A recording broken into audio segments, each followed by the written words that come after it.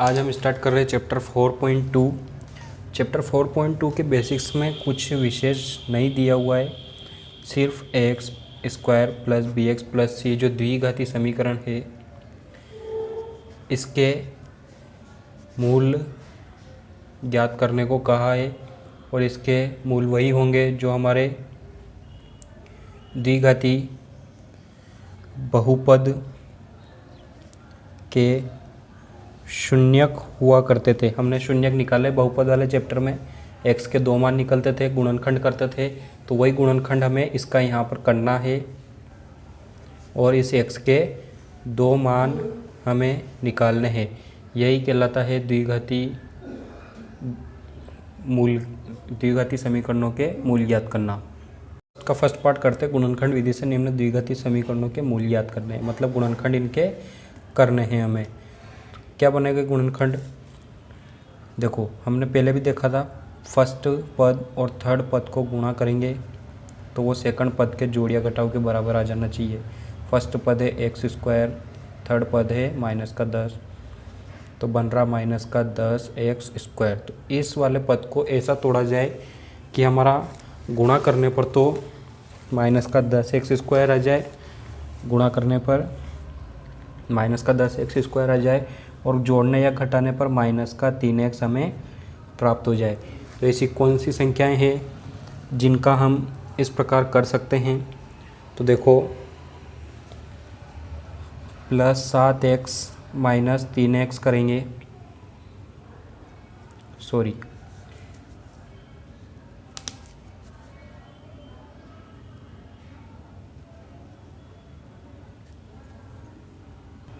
इसमें हम करें माइनस का 5x प्लस का 2x, तो देखो 5 दूनी 10 minus plus minus x square, ये बन गया। 5 और 2 को जोड़ेंगे या घटाएंगे, मतलब माइनस और प्लस माइनस होगा तो घटाना पड़ेगा, 5 में से 2 गया तो 3x, किसका? माइनस का। तो ये बन रहा है। तो हमारे गुणनखंड क्या बनेंगे? एक्स स्क्वायर माइनस 3x की जगह ये लिखा जा सकता है माइनस का 5x प्लस का 2x माइनस का 10 बराबर 0। ठीक है, आगे इसको करते हैं। तो यहाँ पे इन दोनों में से एक x कॉमन ले लिया जाए तो यहाँ बचेगा x, यहाँ बचेगा माइनस का 5, यहाँ से 2 को कॉमन ले लें तो यहाँ बचेगा x, 2 का भाग 10 में गया तो माइनस का 5 बराबर 0। यहाँ से हमारे पास x माइनस 5 और x प्लस 2 कोष्टक बने,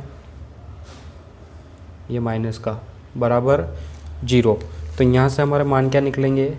x प्लस 2 बराबर 0 और x माइनस 5 बराबर 0। तो इस 2 को बराबर के इधर लाएंगे तो x बराबर माइनस 2 और x बराबर प्लस 5। तो x के दो मूल हमें ज्ञात हुए, यही हमारे होंगे आंसर। ठीक है, सेकंड पार्ट देखते हैं। सेकंड पार्ट दिया हुआ है 2x square plus x minus 6 बराबर 0। तो इसका भी फर्स्ट पद है 2x स्क्वायर और थर्ड वाला पद है माइनस का 6। इन दोनों को गुणा करेंगे तो 2 छंग 12 माइनस का 12 x स्क्वायर बनना चाहिए और यहाँ क्या आना चाहिए? x आना चाहिए। तो ऐसे गुणनखंड क्या होंगे हमारे? देखो 4x और 3x हो सकते हैं क्या?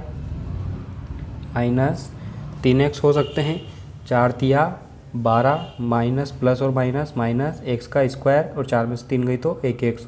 तो हमारे गुणनखंड यहाँ बनेंगे 2x square plus 4x minus 3x minus 6 बराबर 0। इन दोनों में से हम 2x को कॉमन ले लें तो यहाँ बचा x प्लस यहाँ बचेगा 2, x में से x बार आ गया, 2 में 4 का भाग गया। यहाँ से हम कॉमन ले लें माइनस 3 को तो यहाँ बचेगा x, ये माइनस बार आई है इसलिए बचा अंदर प्लस और 3 भी बार आई है इसलिए यहाँ बचेगा 2। तो यहाँ पे अपने आंसर आएंगे 2x माइनस 3 और x प्लस 2 बराबर 0। इन दोनों को बराबर करेंगे, 2x माइनस 3 बराबर 0 और x प्लस 2 बराबर 0। तो देखो 2x बराबर 3 और x बराबर माइनस 2, एक मान तो आइए x बराबर माइनस 2 और ये जो 2x वाला है इसको x बराबर करेंगे तो 3/2। तो हमें क्या प्राप्त हुआ? हमें प्राप्त हुए 3/2 और माइनस का 2, ये इसके 2 शून्य। अगला क्वेश्चन दिया हुआ √2x² प्लस 7x प्लस 5√2।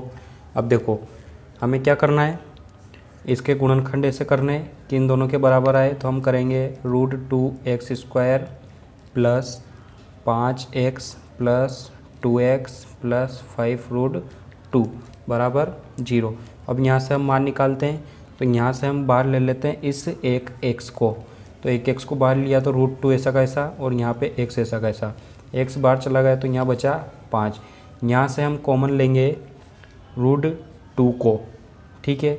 अब √2 को हमने कॉमन लिया तो यहाँ क्या बचेगा, देखो 2 कब बनता है, √2 इंटू √2 होता है तब 2 बनता है, तो हमने एक √2 को यहाँ ले लिया तो इसका एक √2 बचेगा, उसको यहाँ लिखेंगे और x बच रहा है इसके साथ, प्लस यहाँ से √2 कॉमन ले लिया तो यहाँ बचेगा 5 बराबर 0। तो यहाँ से x प्लस √2 बराबर 0 बना और √2x प्लस 5 बराबर 0 बना। तो इसको बराबर के उधर ले जाएंगे, x बराबर माइनस का √2 आंसर आया, इसका आंसर आएगा x बराबर माइनस का 5 बटे में आएगा √2। ये गुणा में था, यहाँ आया भाग में, यही क्या होंगे, इसके मूलक होंगे। अब इसका करते हैं, फिर सबसे पहले तो ये रैखिक समीकरण नहीं है तो इसको रैखिक समीकरण बना लेते हैं। इस पूरी इक्वेशन में क्या कर लेते हैं, 8 का गुणा कर लेते हैं क्योंकि इसके बटे में 8 है, ठीक है। तो 8 का गुणा इससे करेंगे तो 16x² माइनस 8 का इससे करेंगे तो 8x प्लस 1, 8 से 8 कट गया बराबर 0। अब इसके टुकड़े हमें ऐसे करने हैं कि जोड़ने पर तो 8x आ जाए या घटाने पर 8x आ जाए या गुणा करने पर 16 कम 16x² आ जाए। तो ये तो सिंपल सा है, माइनस का 4x और माइनस का 4x करेंगे तो माइनस 8x और माइनस मिलके प्लस बन जाएगा, 16x² आ जाएगा। यहाँ से हम कॉमन ले लेंगे, क्या कॉमन लेंगे, यहाँ से 4x को हमने कॉमन लिया तो यहाँ बचा 4x माइनस 1, यहाँ से माइनस 1 को कॉमन लिया तो 4x माइनस 1 बराबर बचेगा 4x माइनस 1 बराबर 0 और फिर बचेगा 4x माइनस 1 बराबर 0। तो यहाँ पे x के मान दोनों एक जैसे आएंगे और क्या आएंगे, 1/4। ये 1 बराबर किधर आया तो 1 और गुणा में 4 था तो नीचे भाग में 4। लास्ट क्वेश्चन देखते हैं, 100x² माइनस 20x प्लस 1 दिया हुआ है। फर्स्ट पद को और थर्ड पद को गुणा करेंगे तो 100 कम 100x² बनेगा और जोड़ने घटाने पर माइनस का 20x आना चाहिए। तो ऐसी तो सिंपल सा है ये भी, 100x² माइनस का 10x और माइनस का 10x प्लस 1 बराबर 0। यहाँ से हम कॉमन ले लेंगे 10x को, तो यहाँ बचा 10x माइनस 1, यहाँ माइनस 1 कॉमन लिया तो 10x माइनस 1 बराबर 0, ठीक है। आगे सोल्व करते हैं, 10x माइनस 1 बराबर 0, 10x माइनस 1 बराबर 0। तो यहाँ से x का मान आएगा, ये 1 इधर आ जाएगा और बटे में 10, ये 1 इधर आ गया और बटे में 10। तो ये क्या इसके, ये इसके शून्यक होंगे। नंबर 2 दिया हुआ उदाहरण 1 में दी गई समस्याओं को हल कीजिए। उदाहरण नंबर 1 पढ़ लीजिए आप अच्छे से, उसके बाद हल देखिए। माना प्रारंभ में जॉन के पास कंचे x थे और जीवंती के पास 45 में से x जॉन के पास थे, तो 45 में से x उसके पास चले गए तो 45 माइनस x इसके पास बचेंगे। फिर प्रश्न कह रहा है कि 5-5 कंचे दोनों के पास खो जाते हैं, तो x माइनस 5 हो गया और इसमें से माइनस 5 हुआ तो 40 माइनस x बचा। फिर प्रश्न कह रहा है कि दोनों का गुणनफल 124 है, तो अब दोनों का गुणनफल कर देते हैं, x माइनस 5 और 40 माइनस x बराबर 124 है। अब इसको आगे करते हैं, x का गुणा इस 40 से हुआ तो 40x, x का गुणा इस माइनस x से हुआ तो माइनस का x², इस माइनस 5 का गुणा इस 40 से होगा तो माइनस का 200 और माइनस 5 का गुणा x से हुआ तो प्लस का 5x बराबर 124। आगे हल करते हैं, यहाँ पे आगे हल बनेगा, क्या बनेगा, हमें द्विघाती समीकरण को हमेशा किस में रखना होता है, हमेशा द्विघाती समीकरण का जो x² है इसको प्लस में रखना होता है। तो हम इस पूरी समीकरण को बराबर के उधर भेज देंगे, तो ये x² उधर गया तो प्लस का x², फिर माइनस का 40x बनेगा, माइनस का 5x बनेगा और ये प्लस का 200 बन जाएगा उधर जाके, और पहले से 124 प्लस का उधर है बराबर 0। अब इसको आगे सोल्व करते हैं, तो देखो x² ऐसा कैसा, माइनस का 40x और माइनस का 5x जुड़ा तो माइनस का 45x, प्लस का 200 प्लस का 124 जुड़ा तो प्लस का 324 बराबर 0। अब इनका गुणनखंड करना है। तो देखो 324 है कम 324, तो मतलब गुणा करने पर आना चाहिए 324x² और जोड़ने घटाने पर आ जाना चाहिए 45x माइनस का 45x। तो देखो 36 और 9 को हम जोड़ेंगे और गुणा करेंगे तो ये चीज़ें हमें प्राप्त हो जाएगी। तो हम लिखेंगे x² माइनस 36x माइनस का 9x प्लस 324 बराबर 0। अब इसमें से क्या करें, x कॉमन ले लें तो यहाँ बचा x माइनस 36 और यहाँ से माइनस 9 कॉमन लिया तो x माइनस 36 बराबर 0।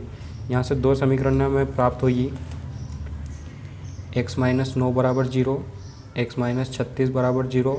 तो x बराबर बना 9 और x बराबर बना 36। देखो 2x के मान हमें प्राप्त हुए, तो मतलब अगर जॉन के पास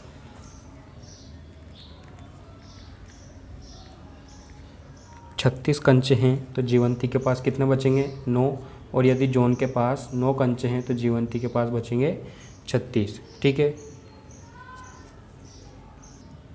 सेकंड का सेकंड उदाहरण देखते हैं। उस दिन खिलौनों की संख्या मान लिया हमने x थी और खिलौने का मूल्य 55 माइनस x।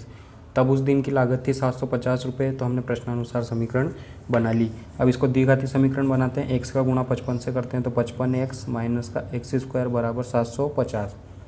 अब इस x को बराबर के उधर ले जाएंगे तो प्लस का बनेगा, ये 55x उधर गया तो माइनस का, और 750 पहले से प्लस का इधर है। ठीक है, अब यहाँ पे हमें पहला पद और थर्ड पद देखो, 750 से कम 750 तो बराबर गुणा करने पर चाहिए हमें 750x² और जोड़ने घटाने पर चाहिए हमें माइनस का 55x। तो क्या करेंगे, 30 और 25 एक ऐसी संख्या है जिनको गुणा करने पर 750 आ जाता है और जोड़ने घटाने पर 55 आ जाता है। तो हम लिख देंगे x² minus 30x minus 25x plus 750। ठीक है, बराबर 0। यहाँ लिखा हमने 30। तो यहाँ से देखो, यहाँ से x कॉमन आया तो यहाँ बचा x माइनस 30, और यहाँ से माइनस 25 कॉमन आएगा तो यहाँ बचेगा x माइनस 30 बराबर 0। अब यहाँ पर x माइनस 30 और यहाँ पर x माइनस 25 बराबर 0 करेंगे तो यहाँ से x का मान आया 30 और यहाँ से x का मान आएगा 25। तो मतलब उस दिन खिलौनों की संख्या अगर 30 है, खिलौनों की संख्या क्या है 30 है, तो हमारा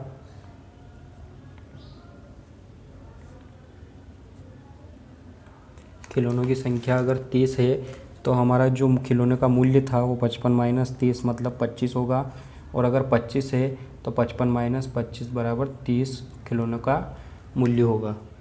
ऐसी दो संख्या याद कीजिए जिनका योग 27 और गुणनफल 182 हो। तो हम मान लेते हैं, माना पहली संख्या क्या हो 100। अब जब पहली संख्या 1 है तो दूसरी संख्या को 27 में से x घटा देंगे तो दूसरी संख्या प्राप्त हो जाएगी। तो दूसरी संख्या होगी 27 माइनस x। क्यों घटाए, क्योंकि उसने योग हमें 27 दिया है कि एक तो x और एक ऐसी संख्या जिनको जोड़ने पर 27 आ जाता है। तो हमने क्या करा, 27 में से x को घटा दिया तो हमारी वो संख्या आ जाएगी। और गुणनफल दिया हुआ है हमें 182, गुणनफल दिया हुआ है हमें 182। ठीक है, तो प्रश्नानुसार हम द्विघाती समीकरण बनाते हैं। x इंटू 27 माइनस x बराबर 182। इन दोनों का गुणनफल 182 दिया हुआ। x का गुणा 27 से करा 27x माइनस x² बराबर 182। इस x² को उधर ले जाएंगे तो प्लस का, और ये 27x माइनस का, और ये प्लस का 182 ऐसा कैसा बराबर 0। अब द्विघाती समीकरण हमारी ये बनी।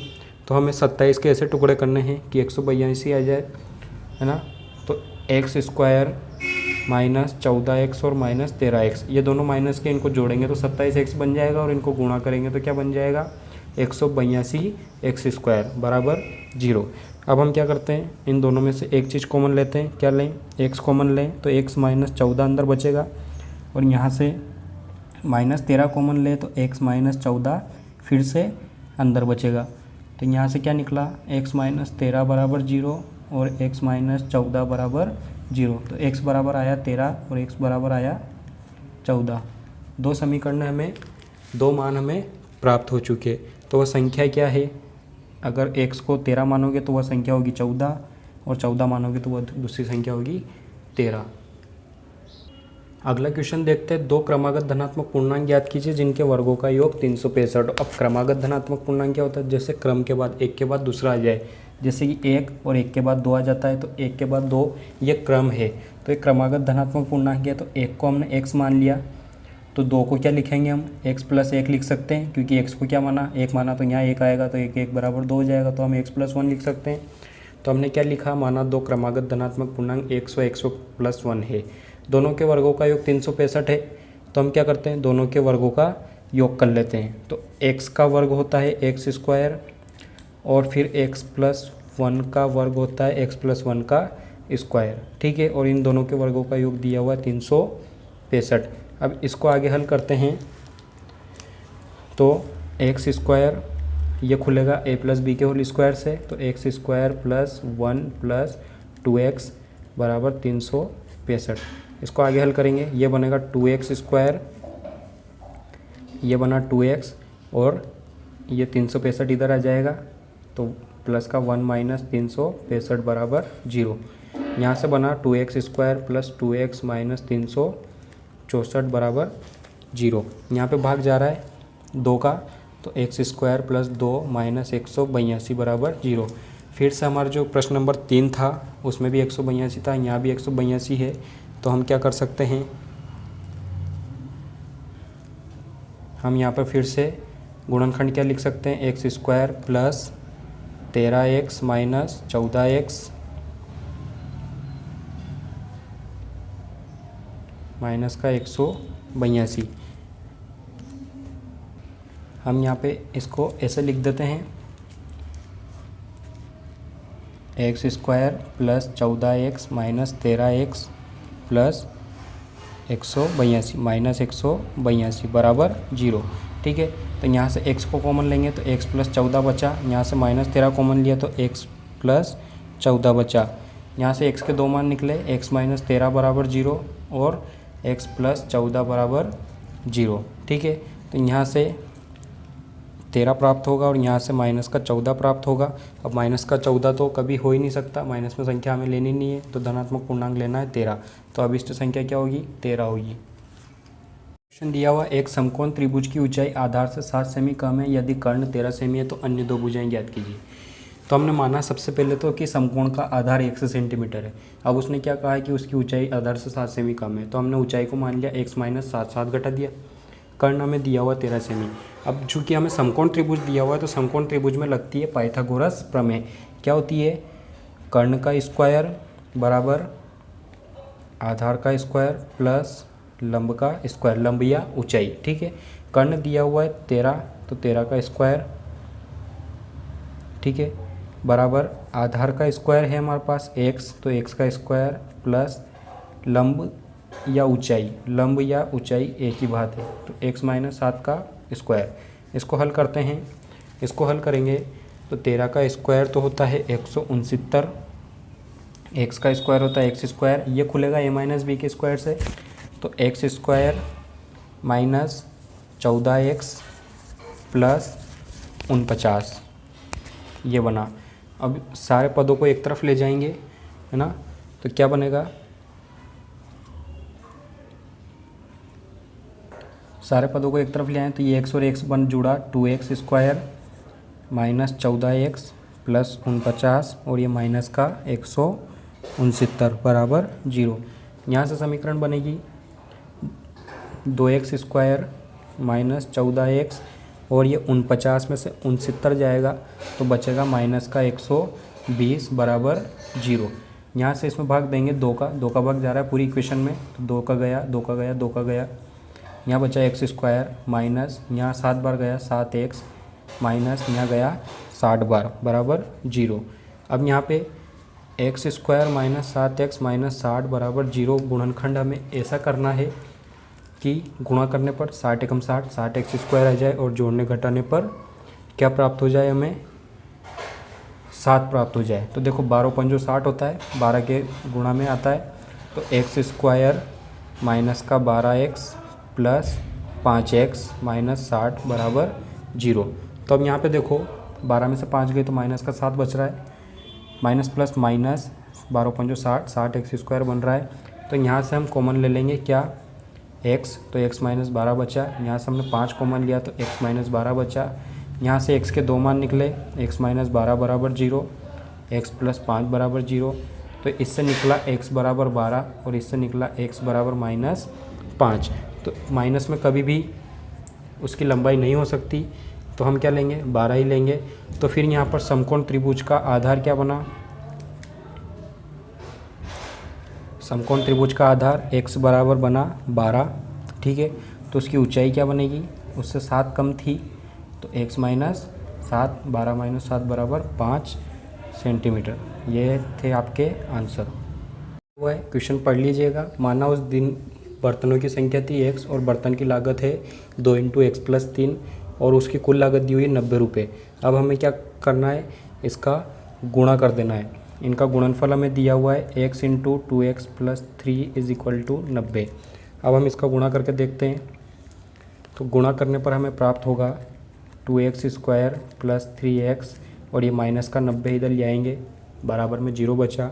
यहाँ से हम क्या करेंगे, इनके टुकड़े करेंगे कि हमें क्या प्राप्त हो। यहाँ पे तो 3 प्राप्त हो जाए, यहाँ पे 3 प्राप्त हो जाए और इनका गुणा करने पर 9 दूनी 18, 180 x² हमें प्राप्त हो जाए। तो हम करेंगे 2x² + 15x minus 12x minus 90। इसमें से ये गया तो 3x बचेगा बराबर 0। यहाँ से कॉमन लेते हैं, क्या लेंगे x, तो 2 + 15 बचा, x कॉमन लिया तो यहाँ बचेगा 2x + 15। यहाँ से माइनस का 12 कॉमन लेंगे, नहीं माइनस का 6 कॉमन लेंगे तो यहाँ बचेगा 6 दूनी 12, 2x माइनस प्लस 15, 15 छके 90 प्लस का 15। अब दो इक्वेशन यहाँ बनेगी, x माइनस 6 बराबर 0 और 2x + 15 बराबर 0। तो x माइनस 6 से तो x बराबर 6 आ जाएगा और इससे 2x बराबर माइनस का 15 और x बराबर माइनस 15/2। तो इसका कोई मान हमें नहीं लेना है क्योंकि माइनस में है, कभी भी लागत और संख्या माइनस में नहीं आएगी।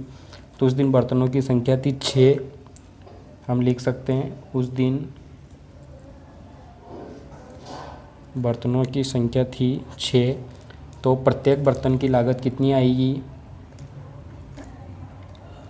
लागत बराबर 2 × x + 3 था तो 6 + 3 6 रुपये थी, तो 6 दूनी 12 और 3 15 इसके आंसर होंगे। आपके चैप्टर 3 4.2 भी ख़त्म हुआ।